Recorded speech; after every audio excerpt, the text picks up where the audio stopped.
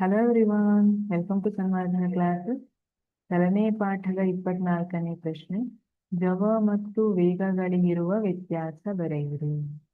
ಜವ ಮತ್ತೆ ವೇಗ. ಹಾಗಿದ್ರೆ ಜವ ಅಂದ್ರೆ ಏನು? ಉದಾಹರಣೆಯನ್ನ ಕೊಡ್ತೇನೆ ನೋಡಿ.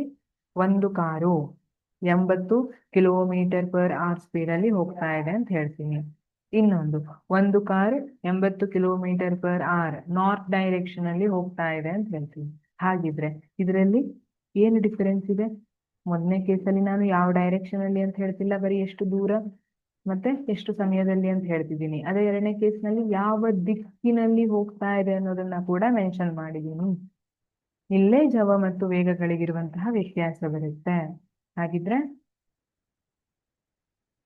ಜವ ಏಕಮಾನ ಕಾಲದಲ್ಲಿ ಕಾಯ ಚಲಿಸಿದ ದೂರ. ಒಂದು ಏಕಮಾನ ಕಾಲದಲ್ಲಿ ಅದು 1 ಮಿನಿಟ್ ಇರ್ಬೋದು, 1 ಸೆಕೆಂಡ್ ಇರ್ಬೋದು, 1 ಗಂಟೆ ಇರ್ಬೋದು. ಆ ಸಮಯದಲ್ಲಿ ಎಷ್ಟು ದೂರವನ್ನ ಚಲಿಸಿದೆ ಆ ಕಾಯ ಅನ್ನೋದನ್ನ ಆ ಕಾಯದ ಜವ ಅಂತ ಕರಿತೀವಿ. ವೇಗ ಅಂದ್ರೆ ಏಕಮಾನ ಕಾಲದಲ್ಲಿ ಕಾಯದ ಸ್ಥಾನಪಲ್ಲಟ.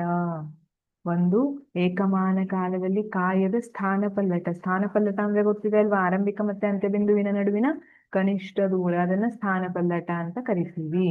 ಆ ಏಕಮಾನ ಕಾಲದಲ್ಲಿ ಆದಂತಹ ಕಾಯದ ಸ್ಥಾನಪಲ್ಲಟವನ್ನ ವೇಗ ಅಂತ ಕರೆದಿರ್ತೀವಿ. ಇದು ದಿಕ್ಕನ್ನ ಒಳಗೊಂಡಿರುತ್ತೆ. ಜವ ದಿಕ್ಕನ್ನ ಒಳಗೊಂಡಿರುವುದಿಲ್ಲ, ವೇಗ ದಿಕ್ಕು ಇದೆ, ದಿಕ್ಕನ್ನ ಒಳಗೊಂಡಿರುತ್ತೆ. ಜವಕ್ಕೆ ಪ್ರಮಾಣ ಮತ್ತೆ ದಿಕ್ಕು ಎರಡು ಇರುತ್ತೆ. ಜವಕ್ಕೆ ಪ್ರಮಾಣ ಮಾತ್ರ ಇರುತ್ತೆ, ದಿಕ್ ಇರುವುದಿಲ್ಲ. ಹಾಗಾಗಿ ಇದು ಅದಿಶ ಪರಿಮಾಣ.